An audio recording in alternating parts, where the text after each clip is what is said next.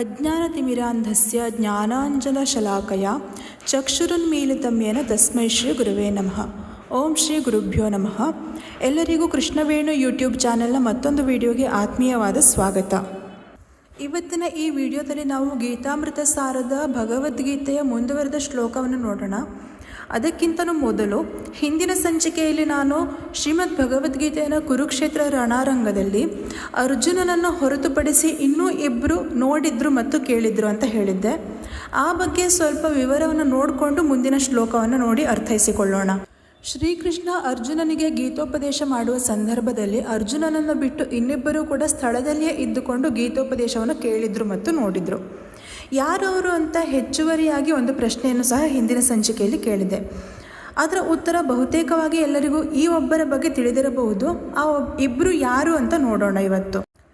ಭಗವದ್ಗೀತೆಗೂ ಇವರಿಗೂ ತೀರಾ ಹತ್ತಿರದ ಸಂಬಂಧ ಏನು ಇಲ್ಲ ಅಂದರೂ ಎಲ್ಲೋ ಒಂದು ಕಡೆ ಇವರ ಉಪಸ್ಥಿತಿ ಕಂಡು ಬಂದೇ ಬರುತ್ತೆ. ಅದು ಭೌತಿಕವಾಗಿ ಅಲ್ಲ, ದೈಹಿಕವಾಗಿ ಮತ್ತು ಸಾಂಕೇತಿಕವಾಗಿ ಕಂಡುಬರುತ್ತೆ. ಅರ್ಜುನನ ರಥದ ಮೇಲೆ ನಾವು ಇವರನ್ನು ಕಾಣಬಹುದು. ಹೌದು, ಕುರುಕ್ಷೇತ್ರ ಯುದ್ಧದಲ್ಲಿ ಅರ್ಜುನನ ರಥದ ಮೇಲೆ ನಮ್ಮ ಆಂಜನೇಯ ಸ್ವಾಮಿ ಹನುಮಂತ ಧ್ವಜದ ರೂಪದಲ್ಲಿ ನೆಲೆಸಿದ್ರು. ಇದಕ್ಕಾಗಿ ಅರ್ಜುನನನ್ನು ಕಪಿಧ್ವಜ ಅಂದರೆ ಮಂಗನ ಧ್ವಜವನ್ನು ಹೊಂದಿದವನು ಅಂತ ಹೆಸರು ಕೂಡ ಬಂದಿದೆ ಎಂಬ ಪ್ರತೀತಿ ಇದೆ. ಹನುಮಂತನ ಉಪಸ್ಥಿತಿಯು ಅರ್ಜುನನ ರಥದ ರಕ್ಷಣೆಗೆ ಇದ್ದಿತ್ತು. ಹೇಗೆ ಅಂತ ನೋಡೋದಾದರೆ, ಕುರುಕ್ಷೇತ್ರ ಯುದ್ಧ ಪೂರ್ತಿಯಾಗಿ ಮುಗಿದ ನಂತರ ಶ್ರೀಕೃಷ್ಣನು ಅರ್ಜುನನಿಗೆ ಮೊದಲು ರಥದಿಂದ ಇಳಿಯೋಕ್ಕೆ ಹೇಳ್ತಾರೆ. ಅರ್ಜುನ ಇಳಿದ ನಂತರ ಕೃಷ್ಣ ರಥದಿಂದ ಇಳಿತಾರೆ. ಕೃಷ್ಣ ರಥದಿಂದ ಇಳಿದ ತಕ್ಷಣವೇ ಆ ರಥ ಸುಟ್ಟು ಭಸ್ಮವಾಗಿ ಹೋಗುತ್ತೆ.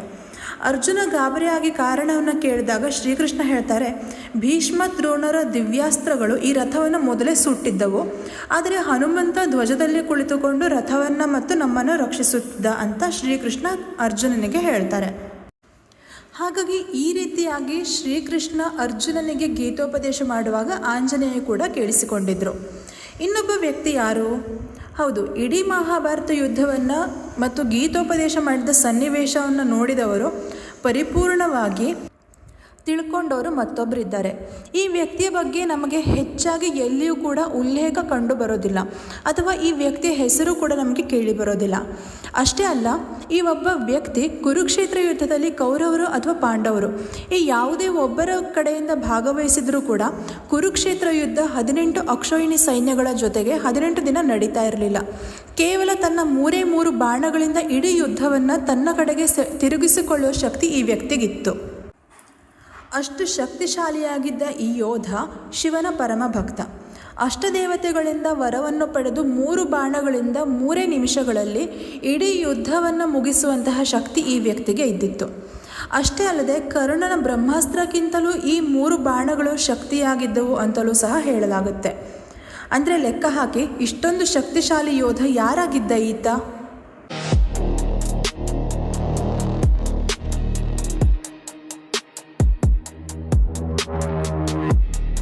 ಇಲ್ಲಿ ಕೊನೆಯದಾಗಿ 3ನೇ ಚಿತ್ರ ನೋಡಿದ್ರಲ್ಲ, ಈ ಚಿತ್ರದಲ್ಲಿರೋ ವ್ಯಕ್ತಿ ಹೆಸರು ಬಾರ್ಬರಿಕ ಅಥವಾ ಬರ್ಬರಿಕ ಅಂತ ಕೂಡ ಹೇಳ್ತಾರೆ.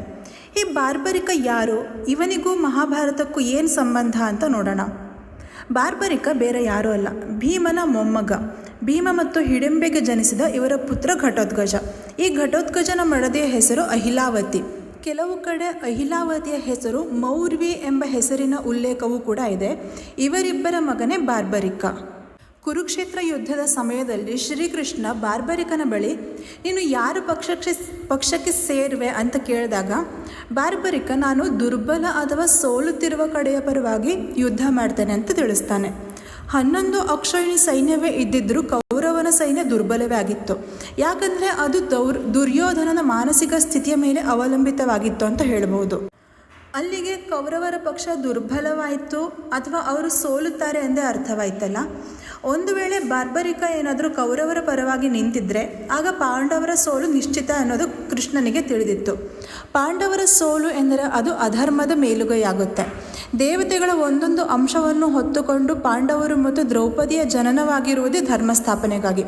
ಕುರುಕ್ಷೇತ್ರ ಯುದ್ಧ ನಡೀತಾ ಇರೋದು ಕೂಡ ಧರ್ಮಸ್ಥಾಪನೆಯ ಸಲುವಾಗಿಯೇ ಅಂದಾಗ ಇಲ್ಲಿ ಪಾಂಡವರು ಸೋತರೆ ಶ್ರೀಕೃಷ್ಣನ ಧರ್ಮಸ್ಥಾಪನೆಯ ಉದ್ದೇಶ ಈಡೇರ್ತಾ ಇರಲಿಲ್ಲ. ಸಂತನ ವೇಷದಲ್ಲಿ ಬಂದ ಶ್ರೀಕೃಷ್ಣ ಬಾರ್ಬರಿಕನ ಶಕ್ತಿ ಪರೀಕ್ಷೆಯನ್ನು ನಡೆಸಿ ಅದರಲ್ಲಿ ಅವನು ಸಫಲವಾದಾಗ ನನಗಾಗಿ ಏನಾದರೂ ಕೊಡುವೆಯಾ ಅಂತ ಕೇಳ್ತಾನೆ. ಆಗ ಬಾರ್ಬರಿಕ ಖಂಡಿತವಾಗಿಯೂ ನೀಡುವುದಾಗಿ ಮಾತು ಕೊಡ್ತಾನೆ. ಏನು ಬೇಕಾದರೂ ಕೊಡುವುದಾಗಿ ಭರವಸೆ ನೀಡಿದ ಬಾರ್ಬರಿಕನಿಗೆ ಸಂತನ ವೇಷದಲ್ಲಿದ್ದ ಶ್ರೀಕೃಷ್ಣ ನಿನ್ನ ಶಿರವನ್ನು ನೀಡು ಅಂತ ಕೇಳ್ತಾನೆ. ಆಗ ಬಾರ್ಬರಿಕ ಒಮ್ಮೆಲೆ ಆತಂಕ ಹಾಗೂ ಗೊಂದಲಕ್ಕೆ ಒಳಗಾದರೂ ಅದನ್ನು ತೋರಿಸಿಕೊಳ್ಳದೆ ಸಾವರಿಸಿಕೊಂಡು ಮರುಕ್ಷಣವೇ ಆ ಸಂತನ ಬಳಿ ನೀನು ಯಾರು ಅಂತ ಕೇಳ್ತಾನೆ. ಅದಕ್ಕೆ ಪ್ರತಿಯಾಗಿ ಆಗ ಶ್ರೀಕೃಷ್ಣನು ತಾನು ವಿಷ್ಣುವಿನ ಅವತಾರ ಎನ್ನುವುದನ್ನು ತೋರಿಸುವುದರ ಮೂಲಕ ಬಾರ್ಬರಿಕನಿಗೆ ತನ್ನನ್ನು ತಾನು ಬಹಿರಂಗಪಡಿಸ್ತಾನೆ. ಕೃಷ್ಣನ ಭವ್ಯವಾದ ನಿಜರೂಪವನ್ನು ನೋಡಿದ ಇಬ್ಬರು ಯೋಧರಲ್ಲಿ ಈ ಬಾರ್ಬರಿಕ ಕೂಡ ಒಬ್ಬನು. ಮತ್ತೊಬ್ಬ ಅರ್ಜುನ ಆಗಿರ್ತಾನೆ. ಗೀತೋಪದೇಶದ ಸಂದರ್ಭದಲ್ಲಿ ಶ್ರೀಕೃಷ್ಣನ ವಿರಾಟ್ ರೂಪ ದರ್ಶನವನ್ನು ನೀಡಿದಾಗ ನೋಡಿರ್ತಾನೆ. ಬಾರ್ಬರಿಕನು ತಲೆಯನ್ನು ಕೃಷ್ಣನಿಗೆ ನೀಡಿದ ಬಳಿಕ ಕುರುಕ್ಷೇತ್ರದ ಯುದ್ಧದಲ್ಲಿ ಭಾಗವಹಿಸಲು ಸಾಧ್ಯವಾಗದು ಎನ್ನುವುದು ಅರಿತ ಬಾರ್ಬರಿಕನು ಯುದ್ಧವನ್ನು ನೋಡೋದಕ್ಕೆ ಬಯಸ್ತಾನೆ. ಹಾಗಾಗಿ ಶಿರವನ್ನು ಕತ್ತರಿಸಿದಾಗ ಬಾರ್ಬರಿಕ ಒಂದು ವರವನ್ನು ಕೇಳ್ತಾನೆ. ಏನಂದರೆ ನನಗೆ ಇಡೀ ಯುದ್ಧವನ್ನು ನೋಡಬೇಕು ಅಂತ ಕೃಷ್ಣನ ಬಳಿ ಕೇಳ್ತಾನೆ. ಆಗ ಕೃಷ್ಣನು ಅವನ ಶಿರಕ್ಕೆ ದಿವ್ಯ ದೃಷ್ಟಿಯನ್ನು ನೀಡಿ ಬೆಟ್ಟದ ಮೇಲೆ ಇರಿಸ್ತಾನೆ. ಯುದ್ಧ ಮುಗಿದ ನಂತರ ಪಾಂಡವರಲ್ಲಿ ನಾನೇ ಹೆಚ್ಚು ವೀರ ಅಂತ ಜಗಳವಾಡುವಾಗ ಕೃಷ್ಣ ಬಾರ್ಬರಿಕನ ಶಿರದ ಹತ್ತಿರ ಹೋಗಿ ಕೇಳ್ತಾನೆ. ಆಗ ಬಾರ್ಬರಿಕ ಕೃಷ್ಣನಿಗೆ ಪ್ರತಿಯಾಗಿ ನನಗೆ ಅಲ್ಲಿ ಕಾಣಿಸಿದ್ದು ಕೇವಲ ಶ್ರೀಕೃಷ್ಣನ ಸುದರ್ಶನ ಚಕ್ರ ಮತ್ತು ಕಾಳಿಯ ಸಂಹಾರ ಮಾತ್ರ, ಉಳಿದವರು ನಿಮಿತ್ತ ಮಾತ್ರವೇ ಆಗಿದ್ರು ಅಂತ ಹೇಳ್ತಾನೆ. ಇದು ಕೃಷ್ಣನ ಮಹಿಮೆಯನ್ನು ಮತ್ತು ಬಾರ್ಬರಿಕನ ಸಾಕ್ಷಿಯನ್ನು ಇನ್ನಷ್ಟು ತಿಳಿಸಿಕೊಡುತ್ತೆ. ಇಲ್ಲಿ ಬಾರ್ಬರಿಕನ ತಲೆಗೆ ಜೀವವಿತ್ತು. ಶ್ರೀಕೃಷ್ಣ ದಿವ್ಯ ದೃಷ್ಟಿಯನ್ನು ನೀಡಿದ್ದ. ಹಾಗಾಗಿ ಈ ಮೂಲಕ ಬಾರ್ಬರಿಕ ಇಡೀ ಕುರುಕ್ಷೇತ್ರ ರಣರಂಗದಲ್ಲಿ ನಡೆದ ಗೀತೋಪದೇಶದಿಂದ ಹಿಡಿದು ಎಲ್ಲ ಘಟನೆಗಳಿಗೂ ಸಾಕ್ಷಿಯಾಗಿದ್ದ. ಈ ಕಾರಣಕ್ಕಾಗಿ ಶ್ರೀಕೃಷ್ಣ ಅರ್ಜುನನಿಗೆ ಗೀತೋಪದೇಶ ಮಾಡುವುದನ್ನು ಅರ್ಜುನ ಮತ್ತು ಸಂಜಯನನ್ನು ಹೊರತುಪಡಿಸಿ ಅರ್ಜುನನ ರಥದ ಮೇಲೆ ಸಾಂಕೇತಿಕವಾಗಿ ಮತ್ತು ದೈವಿಕವಾಗಿ ಕುಳಿತ ಆಂಜನೇಯ ಸ್ವಾಮಿ ಮತ್ತು ಬಾರ್ಬರಿಕ ಈ ಇಬ್ಬರೂ ಸಹ ಸಾಕ್ಷಿಯಾಗಿದ್ದರು. ಗೀತಾಮೃತ ಸಾರದ ಇವತ್ತಿನ ಈ ಸಂಚಿಕೆ ಹಾಗೂ ಈ ಎರಡು ಮಾಹಿತಿಗಳು ನಿಮಗೆಲ್ಲ ಇಷ್ಟವಾಗಿದೆ ಎಂದು ಭಾವಿಸುತ್ತೇನೆ. ಸಂಚಿಕೆ ಇಷ್ಟವಾಗಿದ್ದಲ್ಲಿ ಲೈಕ್ ಮಾಡಿ, ಕಮೆಂಟ್ ಮಾಡಿ, ಹಾಗೆ ಶೇರ್ ಮಾಡಿ ಮತ್ತು ಕೃಷ್ಣವೇಣು ಯೂಟ್ಯೂಬ್ ಚಾನಲನ್ನು ಮರೆಯದೆ ಸಬ್ಸ್ಕ್ರೈಬ್ ಮಾಡಿಕೊಳ್ಳಿ. ಧನ್ಯವಾದಗಳು. ಕೃಷ್ಣಂ ವಂದೇ ಜಗದ್ಗುರುಂ.